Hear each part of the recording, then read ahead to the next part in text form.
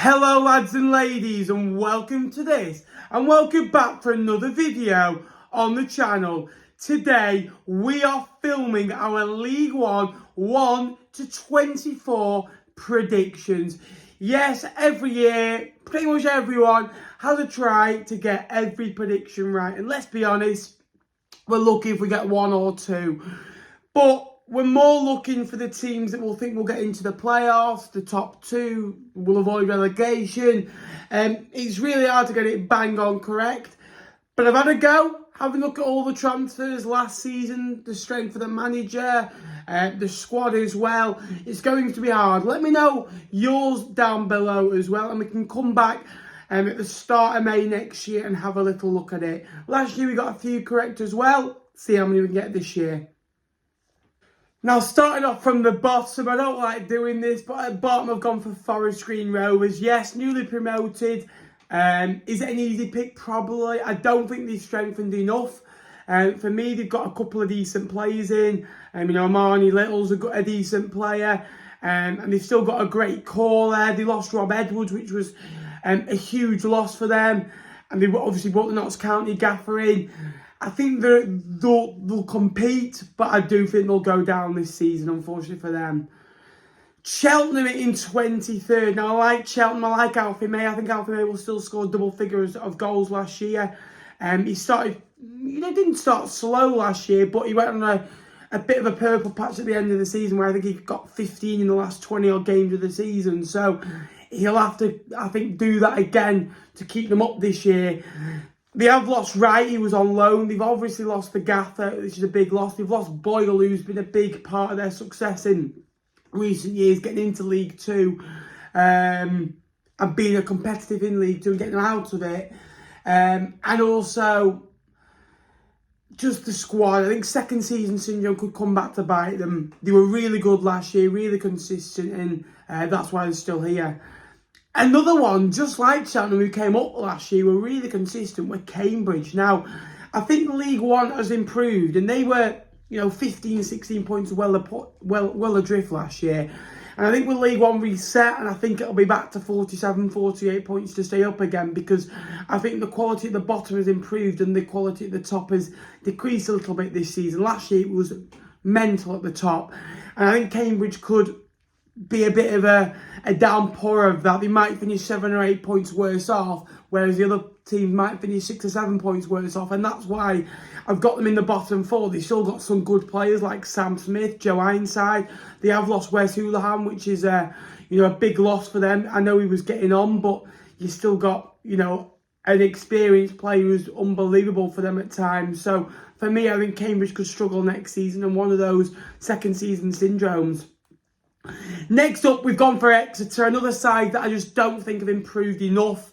They still have some, decent players at the football club, a decent manager in Matty Taylor, a decent home crowd as well, which will be good. I think all these teams in the bottom four will be challenging. I don't think we'll see a Crew situation or a Doncaster situation where they go down with a whimper. I think this could be really tight this year. There might be one side that does really poorly, but I don't think we'll see a side do really badly next year.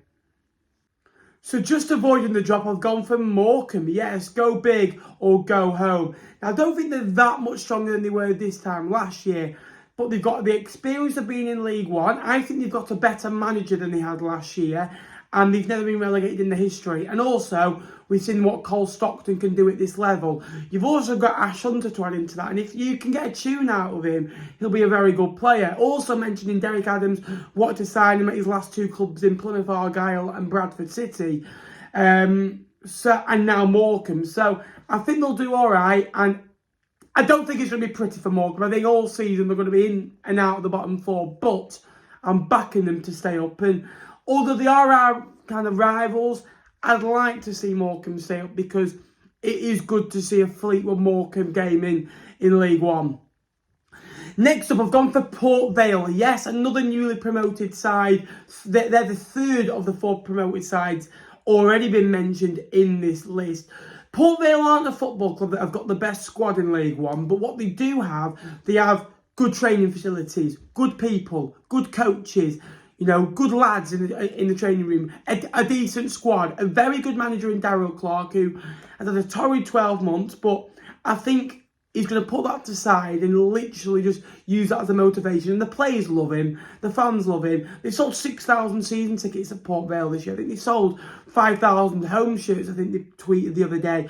So there's a feel-good factor. And when you've got that at a football club, that can make a very average squad, which I think Port Vale are above that, if I'm honest with you, into a competitive squad that can stay up. And they've got some decent League One players, Jamie Proctor, who we know a lot about as well, James Wilson, Ben Garrity. I think they'll be fine next season.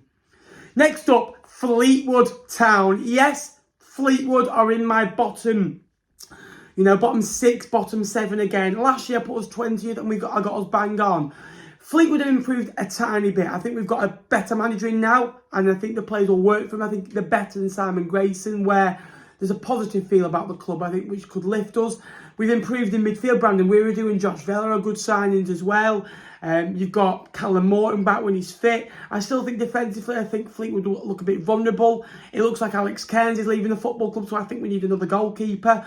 I do think Fleetwood will struggle this year, but I reckon they'll just about stay up. Next up, Accrington Stanley. You can never write them off. They've got some very good players.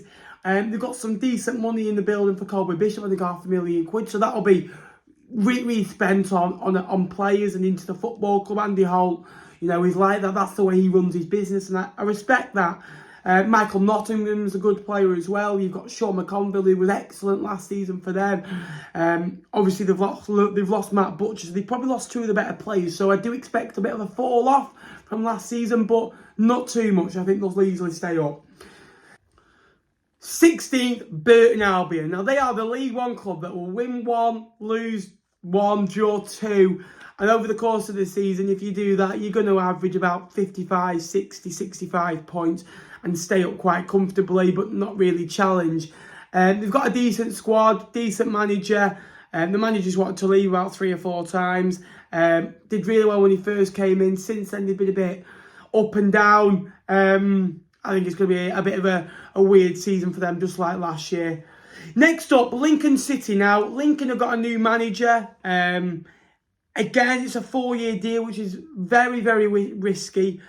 But if it goes right, it can really go right. And I like that from the Imps. And they've got a great home crowd. They've still got some decent players. Obviously, they signed Paul D. O'Connor. They've still got Scully as well. And they've got a decent group. They haven't got a brilliant group of players, but they've got a decent enough squad to compete at League One level. Next up, Shrewsbury. Now, what a window they have had. They've raided Coventry. Jordan Shipley, I think, is one of the best signings this window. They've kept Tadoa. They've kept Bowman, who's had successful heart surgery, which is unbelievable news. Morosi. And they've got a decent manager in Steve Cottrell.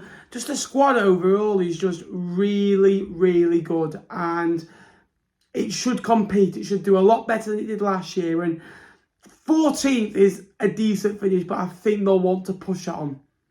Next up, Bristol Rovers. I like Bristol Rovers, I must admit. Not just for Joey, proper supporters, proper football club. And for me, you know, I know Bristol City are in the higher level, but they are the better football club and the better ran for me. And I like the owner, Joey Barton's done really well since he's gone in there. I think it's going to be one of the seasons when Joey first came to Fleetwood where he's having a look at the league, and the next season he'll go and have a look for the top 6. They've only just come up, to be fair. You know, they've got some very good players, you know. Anthony Evans is a baller. You've got Harvey Saunders, another good player. Jordan Ross, it's loads of ex-Fleetwood. The goalkeeper that they've got there is one of the best in League 2 last year. So they'll be tight defensively. And for me, they'll be really good next season. And they're going to be a strong side at this level. Now into the top half, we've gone for Plymouth Argyle. Now, I think they'll finish 12th. They were unlucky to miss out on the playoffs last year. They just couldn't get over that line. They were really good. And then the last couple of games of the season, I don't think they got 1 win in 6, something like that. They lost 5-0 at home to MK Dons. It was a disaster. And they've got a very good squad. They signed Mikael Miller, I think is an excellent signing. Kamara's still at the football club. He's got a groin problem at the moment as well, which is a bit of a pain, but he's still there. Mike Cooper's had an injection in his finger. He's a good goalkeeper. Again, at this level, they've still got Jeff Cart, they've still got Grant, they've still got the core from last year, and they've added a couple of players to that. So I think, again, they'll have a decent season at home park. 11th, Charlton. Ben Garner's come in. It's not going to happen overnight for Charlton. It's going to be a couple of years, this, because they were miles off last year. They were, for me, 20-odd points, so, you know, to really challenge. And, you know, they got better when Johnny Jackson came in, and then after that, as soon as he got the job, it was a poor season for them. He's now at Wimbledon, of course. But Charlton, I think, have improved, got a decent young manager in there, but I still don't think they're good enough to get into the top 6. I think they'll challenge, but for me, there's a lot of work still to be done for the Addicts. 10th, MK Dons. A bit of a drop-off last year. I went to go and watch them a couple of times, obviously Fleetwood home and away, and I watched them in the second leg of the playoffs, and they were really good. They passed it well, they played good football. Liam Manning stayed at the football club and made QPR links. Obviously, Beale's gone in there now to QPR. They've lost Twine and they've lost Darling, but they've got around about £5 million for the pair. They've got the goalkeeper back, which is good news. They've lost Troy Parrott, but they've still signed a couple of decent players as well. They've got Ethan Robson back, which is good news as well. So it's going to be a big summer for them, and a big season. To the top, you know, the top 9 now, top 10 area, and for me, I'm 9th, same as last year. I predicted them, Portsmouth. I really like Portsmouth. I think they're a great football club. They've got a good manager in Danny Cowley. Marlon Pack and Joe Pigott are good signings. They've lost, obviously, Bazunu, who was there for me, their player of the season by a distance last year. Marlon Romero was excellent for them last year. They've got a couple of players on new deals as well, which is good news for them. But for me, I still think they're a distance away. They've lost Harness, which is a loss. They need to get Ronan Curtis from about 3 or 4 years ago. I've seen him in pre-season. He doesn't look the Ronan Curtis of old. He just needs that little bit of grit and determination again. And over the years, the squad's been destroyed, and it was a really good squad that, unfortunately, Kenny Jackett didn't do nothing with and underachieved. And unfortunately, I don't think Portsmouth will get into the top 6 this year for them. 8th, we've gone for WYCOMBE. Now, they've lost Anthony Stewart, which is a big loss. They've lost David Stockdale, and obviously Akinfenwa's retired. So there's a couple of big departures there for them. They have brought Demani Miller in, which is a good signing. Jacobson signed a new deal, which is great news for them. You know, the manager, who I love, Gareth Ainsworth, has signed a new deal as well. So there are positives. I just think there'll be a bit of a playoff hangover and they'll finish outside the top 6. But of course, WYCOMBE are going to be in there because they've got the hearts, they've got the legs, and they've got the correct manager in charge. 7th, the Nearly team, the Tottenham Hotspur of League One, Oxford United. They've got a great squad. You know, Brannigan's still there. Matty Taylor's still there. You know, they've signed, you know, some players on new term deals as well, which is great news for them. Carl Robinson's still there as well. So they're going to be a force. They're going to score lots of goals next season. But for me, they're going to miss out on the top 6. Now let's get on with the top 6. 6th, we've gone for Peterborough. Now, they were awful last year in the Championship, but League One is a different level, and they've still got Sammy Smodux and with Blackburn Rovers links. This is the problem with making predictions because the window isn't quite shut yet. It's still open. Clark Harris at this level should score 20 goals, and he proved it when I think he scored 31 2 years ago. So he's a decent player as well. And, you know, they've got a great squad overall. And for me, they've added to that this summer. They've got Grant McCann, who knows how to get out of League One. Obviously did it with Hull City 2 years ago as well. For me, they'll get into the playoffs. 5th, Bolton Wanderers. Yes, the Whites are going to get into the top 6. And I hinted it last year. I thought that they were on the way. And it looks that way. For me, they look sharp. They look eager. Ian Everett's done a fantastic job now over those last couple of years. The problem is, Bolton start the season well for the first 2 months. And then I think as it gets to the winter periods and pitches start to dig up a little bit, they struggle because they like to play pure football and attacking football and quick football, and that has stopped them. And then when it gets to maybe February time where pitches start to improve a little bit, and obviously the weather improves a little bit because that obviously helps on the pitch, they started to play pure football again, and obviously they've gotten through the January transfer window where they've added players.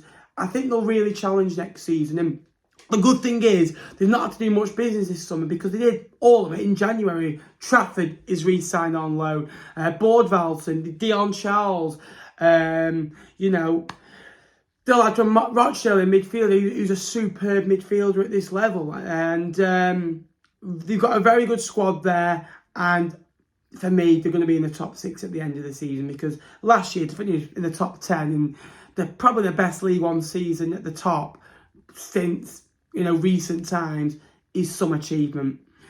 4th, Derby County. Yes, they signed loads of players. Liam Senior's not even been given the job yet, but he will. I think he will get the job.